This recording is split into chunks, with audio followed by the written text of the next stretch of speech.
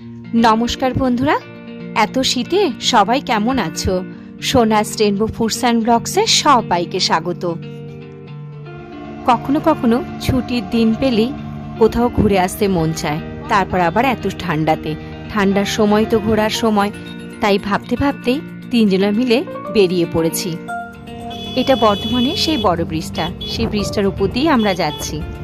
ভীষণ ঠান্ডা পড়েছে, তার উপরে আবার মেঘলা আকাশ, এত অপূর্ব লাগছিল পরিবেশটা। একেতেই প্রচণ্ড ঠান্ডা, তার উপরে প্রচণ্ড পরিমাণে হাওয়া দিচ্ছে। চাদর জড়িয়ে মুড়িয়ে বসে আছি, হাওয়ার আওয়াজটাই যেন ভিডিওতে বেশি শোনা যাচ্ছে। যাচ্ছি আমরা স্বামী দেবানন্দের আশ্রমে। অংশু আসছে অংশুর গাড়িতে, আর আমি আর প্রদীপ মিলে স্কুটিতে বসে চলছি। প্রচন্ড ঠান্ডা আছে, হাওয়াও দিচ্ছে, অনেকটা দূর আশ্রমটা। পরিবেশটা বেশ ভালো লাগছে। দেখতে যেতাম, ওই দিক দিয়ে কোনো একটা রাস্তা ছিল, মনে নেই? এবার এই রাস্তাটা দেবো আমরা। পুরো গ্রামের ভেতরে মাঠের মাঝখানে এই দেবানন্দ আশ্রম। এই জায়গাটার নাম হচ্ছে নাদরা। ওই যে ওইখানটা করে আশ্রমটা, না এটা আশ্রম নয়, এটা স্কুল। এটা হচ্ছে দেবানন্দ আশ্রমের স্কুল।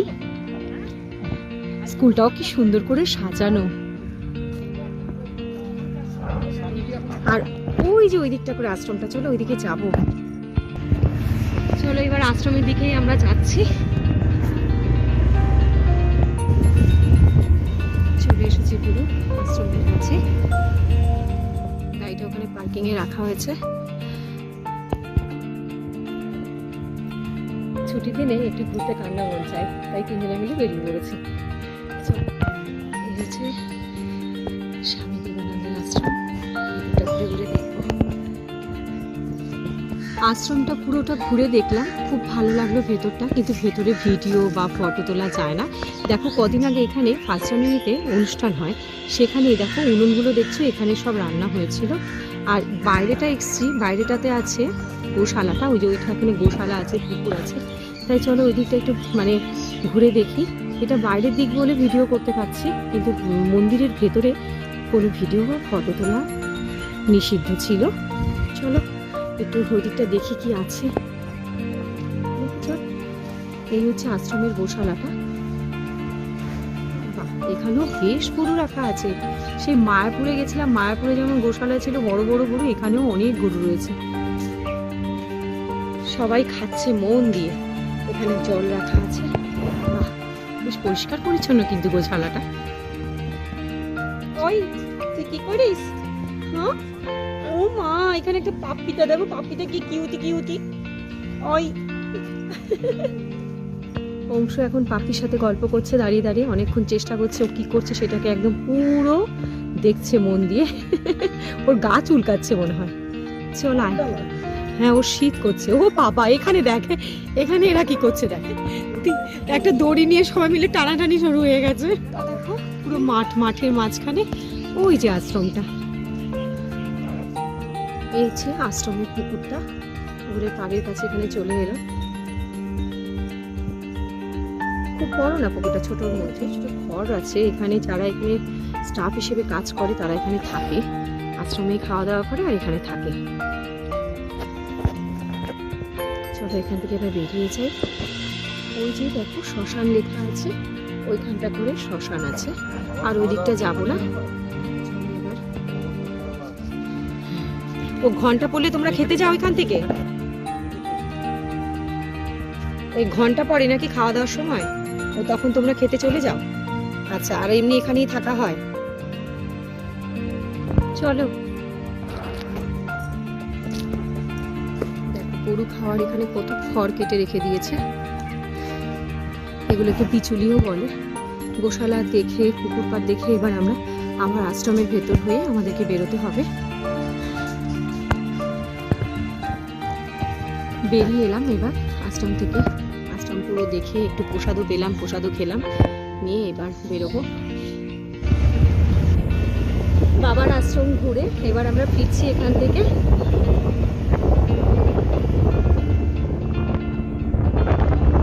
সুন্দর পরিবেশটা, ভালো লাগলো, শান্ত নীরব একটা পরিবেশ, ব্যাপক লাগলো।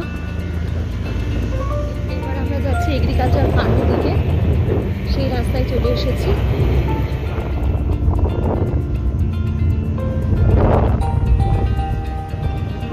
হ্যাঁ পুরোটাই না, ওখানে সোলার সিস্টেম কিছু একটা আছে। আর এগুলো সব কি ফুলকপি গাছ নাকি না বাঁধাকপি? ফুলকপি, এই যে বাঁধাকপি।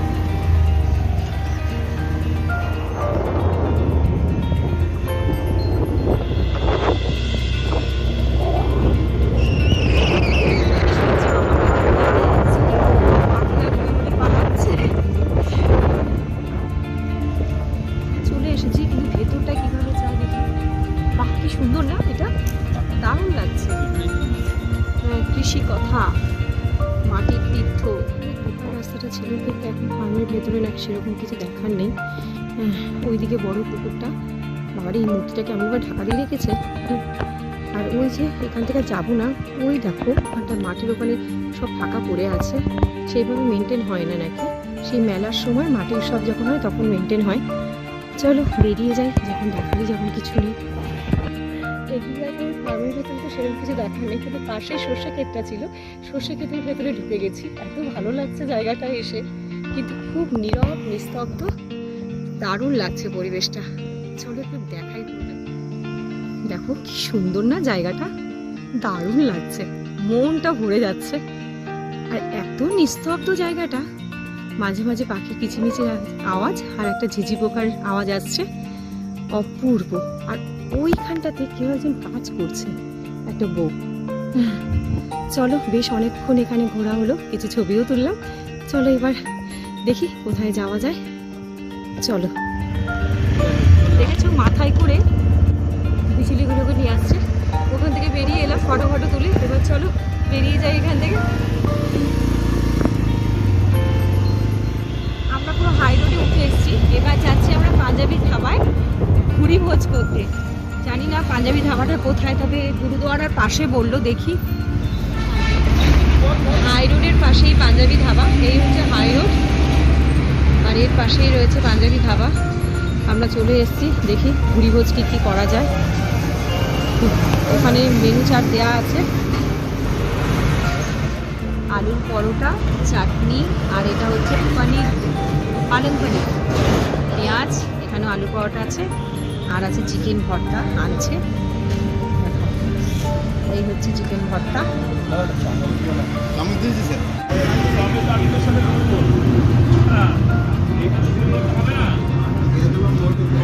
এখানকার আলুর পরোটাগুলো দেখো কত মোটা আর কত থিকনেস, ভীষণ মোটা, আর ভর্তি আলুর পুর থাকে। কেমন হয়েছে খেয়ে দেখি পনিরটা দিয়ে।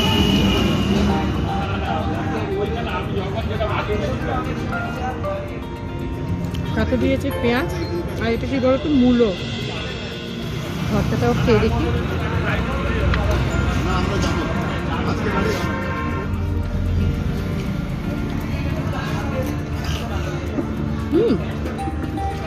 ভর্তাটাও হেভি টেস্ট। চলো আমরা খাই। পাঞ্জাবি খাবার এসে লস্যি না খেলে হয়, তাই লস্যি নেওয়া হয়েছে দুটো, আমি আর ওষুধ। আর প্রতিদিন খাবে চা, এই জন্য চা। চলো লস্যিটা এবার খেয়ে দেখি। লস্যিটা খেতে খেতে ভিডিওটা তো শেষ করতে হবে, তারপরে তো বাড়ি ফেরার পালা, তাই না? তা আজকের ভিডিওটা কেমন লাগলো বন্ধুরা অবশ্যই কিন্তু কমেন্ট করে জানিও। ভালো লাগলে একটা লাইক করে দিও। আজকের মতন এই পর্যন্তই, আবার নতুন ভিডিও নিয়ে তোমাদের কাছে হাজির হয়ে যাব। তোমরা ভালো থেকো, সুস্থ থেকো, সাবধানে থেকো। দেখা হবে পরের ভিডিওতে।